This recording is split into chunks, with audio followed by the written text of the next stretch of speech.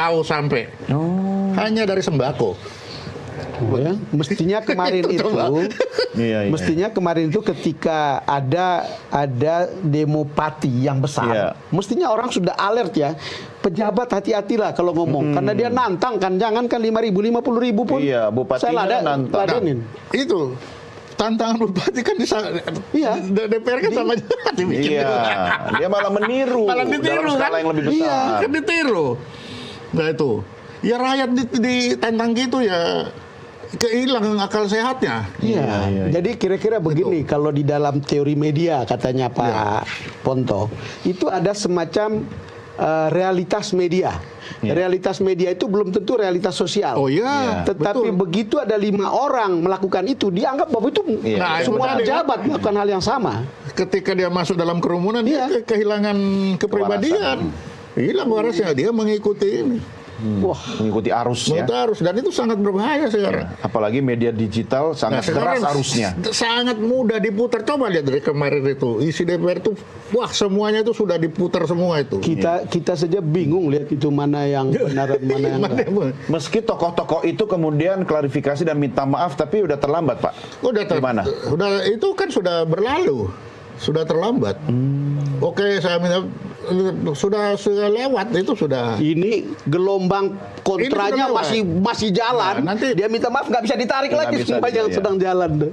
Nah, nanti kalau ini sudah berlalu, akal waras kembali lagi, baru mulai. Iya, salahnya apa ya? Pidana apa ini orang? Iya kan? Sama seperti yang ngomong juga baru sadar. Iya kan, baru sadar, semua baru sadar. Iya. Setelah rumahnya. Rumah ini apa salah orang ini ya, kok rumah itu dibakar? Salahnya di mana? Apakah hanya perkataan ini menjadi kita punya hak untuk membakar itu hanya karena ini? Nah itu coba kita berpikir waras lagi kan setelah. Ketika orang sudah waras, Pak Ponto, apakah kemudian dari aspek intelijen semua indikator yang mengarah kepada hal-hal yang negatif itu bisa terulang atau diduplikasi? Selama manusia itu ya bisa terulang. Efek tiru ya. selama dia itu manusia, makanya intelijen itu selalu mencatat dan kita itu punya namanya antecedent. Pencatatan kekeliruan itu. Supaya kemudian bisa dikoreksi atau apa. Jadi satu saat kita pernah terjadi ini. Si dia dulu pernah ini. Jadi kita punya catatan. History repeat itself. Itu ada. Nah, di situ ya tergantung. Makanya intelijen itu kan sangat seni. Tergantung orang itu mau enggak dia melaksanakan itu. Kalau main gitar yang ngereng bisa, Pak. Tapi mau enggak kita berbunga-bunga supaya orang itu mendengar dan mengikuti kita? Lebih artis sebenarnya. Lebih artis. Cuma saya penasaran, Bang Don, Pak Ponto. Kalau dari kacamata intelijen, pihak-pihak yang suka mengganggu stabilitas keamanan itu, apakah orangnya itu saja atau dia beregenerasi? Ya enggak, Pak. Dia kalau situasi juga tidak aman kan juga enggak enak. Orang itu cuma satu, dia akan bereaksi kalau kepentingannya terganggu. Iya, dapurnya terganggu. Tapi dia akan menciptakan ketenangan kalau untuk dia juga bisa tenang.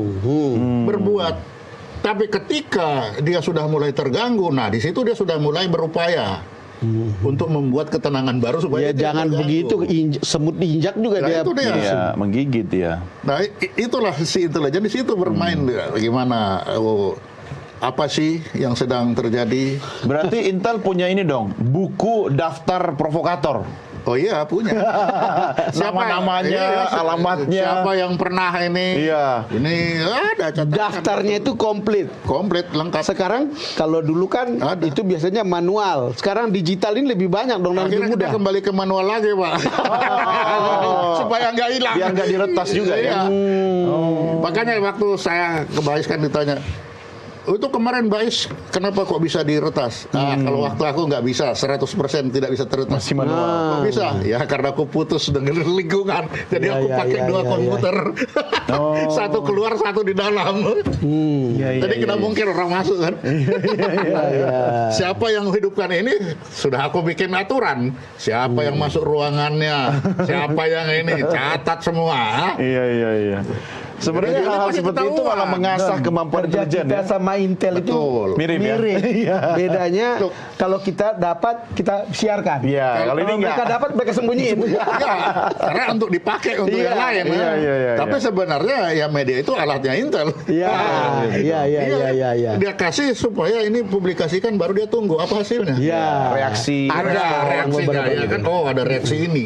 Test the water. Ya, testing the water. Iya. Nah, kembali di situ seni.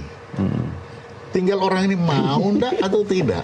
Bisa bukan soal maunya, soal seni Nah, itu kan soal seni itu. Ah. Iya. Itu tadi bilang kita main gitar sama, tapi cereng-cereng ataukah kita Bagus bermain yang bagus iramanya. supaya orang itu Heeh. ikut mau kita. Tapi ada dong standar kompetensi intelijen.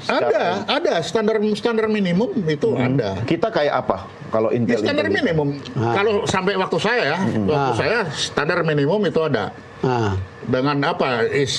Contohnya kalau flash disk 64 giga lah, saya tidak akan terima kalau cuma 30 giga gitu. Nah, Pak Makin Ponto, kesini bukan gimana? Pak Ponto Nah, itu. makin kesini aku udah tahu. Pak Ponto itu kan ada intelijen kontra intelijen. Iya, Oh, ya iya, pastilah. iya. Kalau Iya. peristiwa yang kemarin terjadi, di mana ada intelijen yang bekerja untuk ini, lalu kemudian ada yang bekerja untuk lawannya, saya rasa ada yang menikmati Intel yang menikmati situasi itu, ada nggak? Pernah nggak begitu di lapangan? Ya itu bisa Dia nonton, Ya, bisa sambil ketawa-ketiwi. Iya. Bisa. Sangat bisa. Bukan tidak bisa.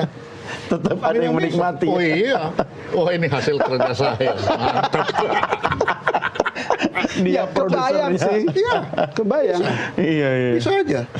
Jadi Coba, aku bilang, mantap. Bang Don, sebelum saya menyampaikan pertanyaan pamungkas ke Pak Ponto, saya mau tanya dulu ke Bang Don sebagai jurnalis senior. Apa? Ya, melihat perkembangan, bagaimana mengcapture peristiwa-peristiwa dari zaman ke zaman. Ya, kalau terjadi sebuah demo kemudian kerusuhan yang berdampak negatif itu, apa yang harusnya di-capture oleh masyarakat di tengah marak dan bebasnya media sekarang ini?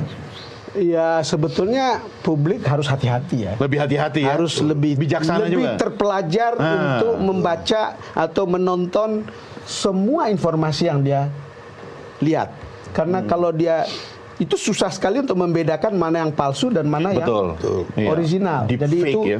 dan orang selalu gampang cari gampang aja di era post-truth. Orang sering menyebarkan sesuatu yang menurut dia benar, menurut pikirannya dan Iya. keyakinannya, bukan menurut faktanya. Iya. Ada satu kata Bang, ini jadi dia racun. bilang dari grup sebelah. Ini betul-betul racun. Jadi saya kira itu hal yang ini. Kedua, Don, pelajaran yang paling penting ya kalau jadi pejabat itu Ya. mulutnya harus dijaga. Betul. Itu publik itu akan merekam seluruh perilaku pejabat sekarang ini, termasuk mulutnya. Kalau tidak, akan mengalami hal yang sama dengan teman-teman yang kemarin mengalami penjarahan. Itu saya setuju, makanya penting sekali kemampuan public speaking dan Iya. komunikasi krisis ya. Pak Ponto, Yes. kita harus berpisah. Tetapi saya minta Anda menyampaikan satu kalimat bagi masyarakat kita, termasuk mungkin di tengah-tengah masyarakat banyak intel-intel yang perlu tadi giganya ditingkatkan. Kalau Intel itu sudah pasti giganya sudah ya kecuali nggak tahu lagi kalau yang lain ya. Tapi yang jelas ya seperti Bapak sampaikan tadi bahwa kita harus jelas di mana bumi dipijak ya di situ langit dijunjung. Itu pelajaran nenek moyang yang sudah sejak dulu. Dan Kearifan. satu lagi, jangan lupa setiap dinding itu bertelinga. Itu intel banget tuh. Itu intel ya, Bang, ya. banget itu. Itu dia. Setiap dinding.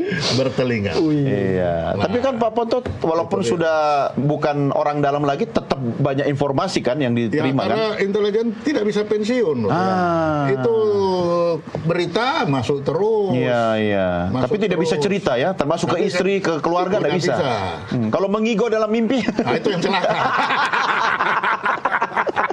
Jadi kalau kamu mau dapat informasi banyak-banyak dari Tunggu teman tidur. itu, Tunggu dia mimpi. suruh dia tidur dan tunggu dia ngigo.